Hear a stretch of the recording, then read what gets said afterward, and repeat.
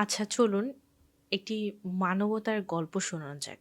একটি লোক প্রতিদিন একটি বৃদ্ধ ফল বিক্রেতার কাছ থেকে আপেল কিনতেন এবং প্রতিবার আপেল কেনার পর লোকটি বৃদ্ধকে বলতেন, "আপনার আপেলগুলো খুব পানছে। এই নিন, একটা খেয়ে দেখুন।" এবং তারপরে যখন বৃদ্ধ লোকটি একটি আপেল খেতেন এবং বলতেন যে, "কই, মিষ্টি তো ঠিকই আছে।" এই কথাটা শুনে লোকটি কিছু না বলেই সেখান থেকে চলে যেতেন। একদিন সেই লোকটি তার স্ত্রীর সঙ্গে হাঁটছিলেন এবং হাঁটতে তার স্ত্রী তাকে জিজ্ঞেস করলেন, "তুমি প্রতিদিন মিথ্যা কথা কেন বলো? লোকটির আপেলগুলো তো যথেষ্ট মিষ্টি।" লোকটি পরক্ষণে উত্তর দিল, "আমি জানি তার আপেলগুলো মিষ্টি, কিন্তু তুমি তার চেহারা দেখোনি।"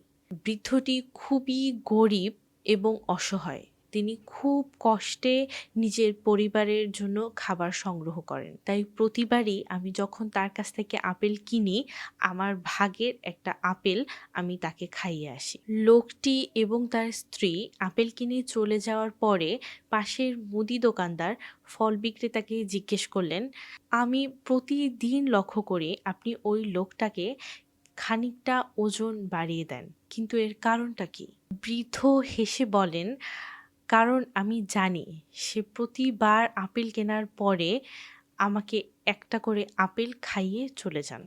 সে মনে করে হয়তো আমি এটা বুঝি না। কিন্তু প্রতিবার আমার প্রতি তার ভালোবাসা দেখে আমার ওজনের পাল্লাটাও তার দিকে বেড়ে যায়।"